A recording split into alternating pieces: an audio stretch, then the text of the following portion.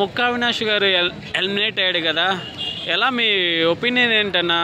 Final ticket ఇచ్చేసి కనీసం runner కూడా రాకుండా ఏదో ఆశ పెట్టించి చేశారు. చెప్పాను ముక్కా అవినాష్ టాప్ 5లోనే వెళ్ళా, టాప్ 5లోనే వస్తానని అనుకున్నా, అలాగే జరిగింది.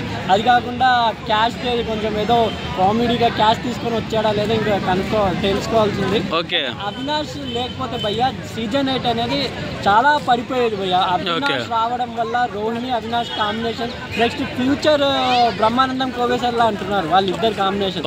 అవినాష్ గారి వల్లే సీజన్ 8 మేము చూసామని నేను గట్టిగా చెప్తున్నాం భయ్యా.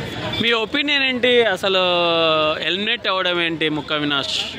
అవినాష్ కొంచెం ఎక్కడో ప్రేక్షకుల్లో ఎక్కువ గౌతమ్, నిఖిల్, ప్రేరణ వీళ్ళు ముగ్గురు మధ్యలో అవినాష్ నబీల్కి ఎక్కడో అన్యాయం జరిగింది అనిపించింది. ఓకే ఓకే, ఆల్రెడీ రోహిణి కూడా అనేది కామెడియన్స్కి ఎందుకు ఇస్తారు కప్పు అన్నట్టే అనిపించిందా మీకు? అవును, 100%. ఓకే, ఓన్లీ కామెడీ కంటెంటే ఇచ్చేసుకుంటారు, మనకి కప్పు ఇవ్వరని చెప్పి అన్నారు. వాళ్ళ ఫెయిల్ జరిగింది. కానీ పాపం అవినాష్ లేకపోతే సీజన్ 8 లేదు. అవినాష్ కూడా టాప్ 2 వరకు ఉంటాను అనుకున్నా భయ్యా. ప్రేక్షకులు డిసిజనా లేకపోతే బిగ్ బాస్ డిసిజనా అనేది మనకు తెలియదు కాబట్టి నిఖిల్ విన్నర్ అవుతాడని నేను స్ట్రాంగ్ గా చెప్తాను. లాస్ట్ ఫైనల్ టికెట్ ఇవ్వడమే ఆటికి విన్నర్ అయినట్టే ముక్కా అవినాష్.